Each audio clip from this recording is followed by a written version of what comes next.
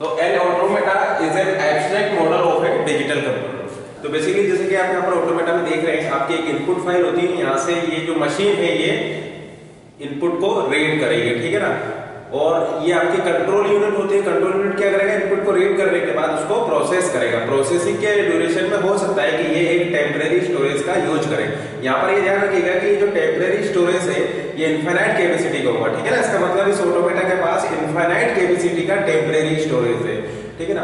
तो हो सकता है कि उस इनपुट को लेकर के ये आपका प्रोसेस करे और इस प्रोसेसिंग में वो इस इनफाइनाइट टेम्परेरी स्टोरेज का यूज कर सकता है, ठीक है ना। आफ्टर प्रोसेसिंग ये ऑटोमेटा आपको आउटपुट दे देगा, ठीक है ना। तो इनपुट लेगा, इनपुट को प्रोसेस करेगा और इस प्रोसेस के ड्यूरेशन में हो सकता है कि वो टेम्परेरी स्टोरेज का यूज करे और प्रोसेस करने के बाद आपको आउटपुट दे देगा।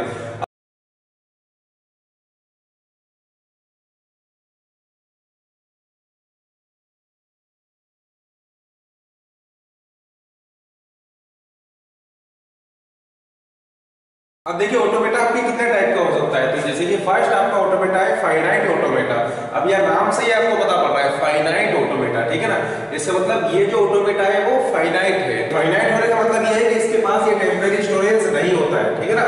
तो फाइनाइट ऑटोमेटा का मतलब है कि इसके पास एक फाइनाइट मेमोरी होती है, ठीक है ना। तो फाइनाइट ऑटोमेटा का मतलब है एक ऐसा ऑटोमेटा जिसके पास फाइनाइट मेमोरी हो, ठीक है ना। तो फाइनाइट ऑटोमेटा के पास ये इनफाइनाइट टेम्परेरी स्टोरेज नहीं होता है। अब वो फाइनाइट ऑटोमेटा तो आपका दो टाइप का हो सकता है, या तो फाइनाइट एक्सेप्टर होगा या फिर उसको हम ट्रांसड्यूसर्स बोलेंगे, ठीक है ना। तो फाइनाइट एक्सेप्टर जैसे नाम से पता पड़ रहा है, आउटपुट जो यहाँ पर होगा वो या तो यस होगा या फिर नो होगा। यस होने का मतलब है एक्सेप्टेड और नो का मतलब है रिजेक्टेड, ठीक है। तो फाइनाइट एक्सेप्टर में आप क्या करेंगे, इनपुट में आप एक स्ट्रिंग देंगे, इनपुट में आप एक स्ट्रिंग देंगे और इस फाइनाइट एक्सेप्टर का जो आउटपुट होगा वो या तो यस होगा या फिर नो होगा। यस का मतलब है कि वो स्ट्रिंग जो आपने इनपुट में ली थी वो एक्सेप्टेड है और नो का मतलब है कि वो जो स्ट्रिंग आपने जो इनपुट में ली थी वो रिजेक्टेड है। तो फाइनाइट एक्सेप्टर आपके दो टाइप के हो सकते हैं, डीएफए एंड एनएफए। डीएफए का मतलब है deterministic finite automata and NFA का मतलब हो जाएगा नॉन डिटरमिनिस्टिक फाइनाइट ऑटोमेटा, ठीक है ना। तो जैसे कि आप यहाँ पर देख रहे हैं आउटपुट जो है इसका output can be either yes और नो। ये फाइनाइट एक्सेप्टर आपका ये बताएगा कि whether a given string is accepted और रिजेक्टेड, ठीक है ना। सेकंड हो गया आपका ट्रांसड्यूसर्स। तो ट्रांसड्यूसर्स के केस में क्या हो जाएगा कि आपका आउटपुट में आपको एक स्ट्रिंग मिलेगी। जैसे कि आप इनपुट में एक स्ट्रिंग लेंगे और उस इनपुट स्ट्रिंग के करस्पॉन्डिंग आपको आउटपुट में भी एक स्ट्रिंग मिलेगी, ठीक है ना। तो यहाँ पर हम बोल सकते हैं कि ट्रांसड्यूसर्स के केस में आउटपुट जो मिलेगा वो आपको एक स्ट्रिंग मिलेगा, एक इनपुट स्ट्रिंग के करस्पॉन्डिंग आपको एक आउटपुट स्ट्रिंग मिलेगी। तो इसको फाइनाइट सीक्वेंशियल मशीन भी बोला जाता है, ठीक है ना। तो ये दो टाइप के होता है, मीने मशीन और मूरे मशीन। तो जैसे कि आप यहाँ पर देख रहे हैं फाइनाइट ऑटोमेटा, अगेन हम इसको कैटेगराइज कर सकते हैं टू पार्ट्स में। फाइनाइट एक्सेप्टर जहां पर कि आपका आउटपुट यस या नो में होता है, एंड सेकंड ट्रांसड्यूसर्स जहां पर कि आपका आउटपुट एक स्ट्रिंग होता है। तो जैसा कि यहाँ पर देखिए फाइनाइट ऑटोमेटा में क्या क्या कंपोनेंट्स होंगे। फाइनाइट ऑटोमेटा में ये इनपुट वाला कंपोनेंट होगा, ठीक है ना। ये आउटपुट आपको प्रोड्यूस करेगा, वो आउटपुट आपका यस या नो में हो सकता है या फिर आउटपुट आपका एक स्ट्रिंग भी हो सकता है। इसके बाद एक आपका एक कंट्रोल यूनिट हो गई, ठीक है ना। कंट्रोल यूनिट हो गया, लेकिन आप जैसा कि देख रहे हैं इस फाइनाइट ऑटोमेटा में आपका ये टेम्परेरी स्टोरेज नहीं होता है। तो फाइनाइट ऑटोमेटा में आपका नो टेम्परेरी स्टोरेज, ठीक है ना।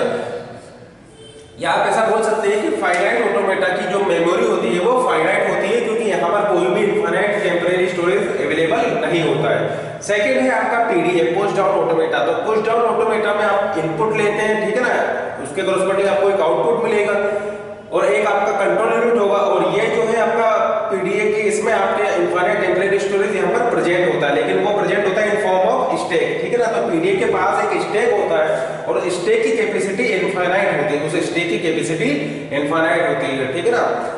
तो हम बोल सकते हैं कि पीडीए के पास एक इनफाइनाइट टेम्परेरी स्टोरेज अवेलेबल होता है। नेक्स्ट देखिए ट्यूरिंग मशीन। तो ट्यूरिंग मशीन में आपके पास एक इनपुट होता है, इनपुट टेप होता है, आपके पास एक आउटपुट टेप होगा, आपके पास कंट्रोल यूनिट होगी और वहां पर ये इनफाइनाइट टेम्परेरी स्टोरेज आपके पास अवेलेबल होगा in the form of tape. तो टेप की फॉर्म में आपका ये infinite storage in case of Turing machine आपका अवेलेबल रहेगा। अब अगेन पीडीए का हम ऐसा बोल सकते हैं कि इसको ये दो टाइप का पीडीए होता है, DPDA and NPDA, deterministic push down automata and non deterministic push down automata, ठीक है ना। तो जैसा कि आप यहाँ पर देख रहे हैं पीडीए के केस में ये इनफाइनाइट टेम्परेरी स्टोरेज अवेलेबल रहेगा in form of stack, and in case of Turing machine के पास ये इनफाइनाइट टेम्परेरी स्टोरेज होगा इन फॉर्म ऑफ टेप। और फाइनाइट ऑटोमेटा के पास कोई भी इनफाइनाइट टेम्परेरी स्टोरेज नहीं होगा। फाइनाइट ऑटोमेटा के केस में कोई भी मेमोरी होगी वो फाइनाइट होगी। इसका मतलब अगर आप इस पीडीए के स्टेक को फाइनाइट कैपेसिटी का कर देते, जैसे कि हमने आपको बताया था पीडीए के पास एक इनफाइनाइट कैपेसिटी का स्टेक होता है, ठीक है ना। तो आप ऐसा बोल सकते हैं कि इनफाइनाइट टेम्पररी स्टोरेज है इन फॉर्म ऑफ स्टेक। तो अगर मान लीजिए आप उस स्टेक को फाइनाइट कर देते हैं, ठीक है ना, यहाँ पर पीडीए के पास एक इनफाइनाइट कैपेसिटी का स्टेक होता है, लेकिन मान लीजिए अगर आप उस स्टेक के साइज को फाइनाइट कर देते हैं तो फिर हम बोल सकते हैं कि अब पीडीए के पास फाइनाइट मेमोरी है, क्योंकि पीडीए के पास इनफाइनाइट टेम्पररी स्टोरेज नहीं है, तो उसके इसमें पीडीए की पावर इक्वल हो जाएगी फाइनाइट ऑटोमेटा के, ठीक है ना। इसका मतलब अगर आप इस पीडीए के पास जो स्टेक है उस स्टेक को आप इनफाइनाइट कैपेसिटी से फाइनाइट कैपेसिटी का आप कर देते हैं, तो फिर पीडीए की पावर रिड्यूस हो करके इक्वल हो जाएगी फाइनाइट ऑटोमेटा के। जैसे कि हमने अपने प्रीवियस लेक्चर में आपको बताया था, Turing machine is more powerful than PDA is more powerful than finite automata.